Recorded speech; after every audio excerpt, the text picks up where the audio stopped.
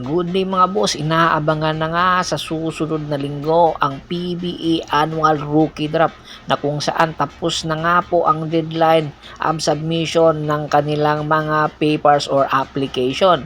Isa sa mga tinitingnan still of the draft ay itong Filipino-American na kung saan hindi man maingay ang kanyang pangalan pero ang kanyang mga credential napakabigat.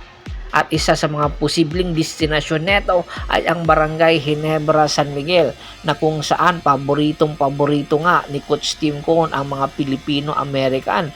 Lalong-lalo na yung may mga itsura. Gustong-gusto ni Coach Tim Cone yan. Mga idol. Ito, kilala nyo ba siya? Ito ay si Cole Maisic. Si Cole Maisic ay nakapaglaro international, especially sa Amerika na kung saan nakapaglaro doon sa Team USA ng 3-on-3 basketball. At pagkatapos nakapaglaro ito sa Mustang na kung saan latest pa nga ito. Nakalaban pa nga nila yung Gilas Pilipinas. Naaalala nyo ba?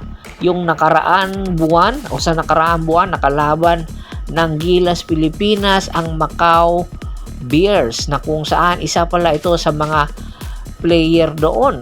At syempre, take note siya ang naging defender ni Dwight Ramos na kung saan talagang limited minutes ang ipinakitang puntos ni Dwight dahil nga sa depensa ni Cole Maisic. Ang height neto 6'2" at ang kanyang edad ay 29 years old.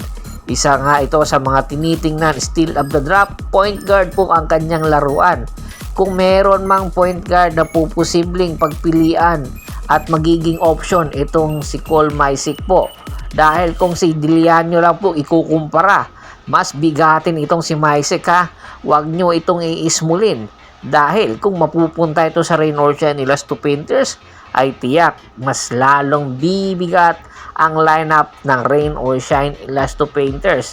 Dami na ng guard ng Rain or Shine kung sakasakali man mapunta ito sa Rain or Shine. Dahil nga, meron ka pang Stanley Pringle, meron pa mga combo guard doon na nagsisiusbungan. Kaya di katakataka na isa rin sa mga nagkaka-interest ditong kay Cole Maisic ay itong si Coach Yeng Yao. Kaya mag-uunahan si Coach Yeng at si Coach Tim Cone kung sino ang makakakuha dito kay Cole Maisic. At dahil nga mga point guard karamihan sa nagpa-drop ngayon, dahil nga iilan lang ang mga big man, itong big man ng Ateneo de Manila University na si Jiu Chu ay posibleng maging number 1 pick sa paparating na PBA Annual Rookie Draft. Sa mga credentials ng mga big man na nagpalista ngayon sa PBA Annual Rookie Draft, ito ang pinakamabigat na pangalan, Jiu Chu. Bakit kanyo? Nakapaglaro sa Japan, nakapaglaro din sa Taiwan League. At syempre, ang importante, yung Gilas Pilipinas stint neto na kung saan siya ang naging backup na big man ni Kai Soto sa ilalim ni Coach Tab Baldwin. Maganda ang kanyang ipinapakita. Batang-bata pa po ito. 23 years old, 6'11". At po pwede pang hasain at mas lalong paiigtingin ang kanyang mga arsenal.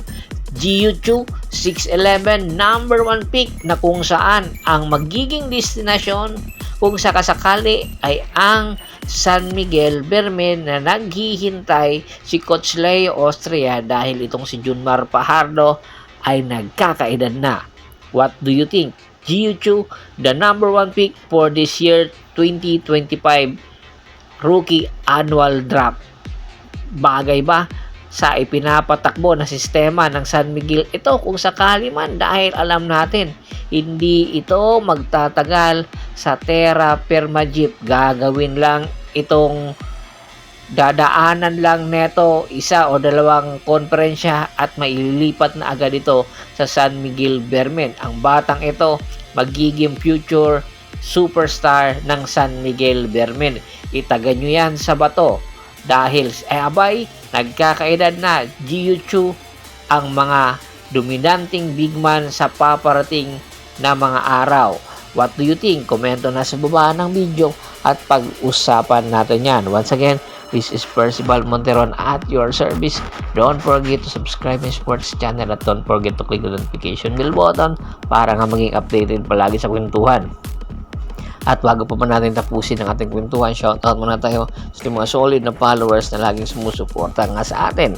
Kay Kagawad Kat sa kinudukbusin ng Hagonoy, Bulacan, Anthony Laquialon at sa Laquialon family, Jerome Sideño at sa Sideño family, Rene Dineros at sa Dineros family, Scott Ranger, Yornel Belges, Ricky Lanza ng Ricky Rider TV ng Tansa Cavite, Julius Roche, Michael Rosalado. Pakibisita na rin po ng Facebook fanpage ko na Hapres PH2, Pulgoso, Bostor para po sa mga karagdagan sports balita, lalong-lalo na sa NBA at ang mga barangay league po na hindi po natin nakikita yung mga highlights.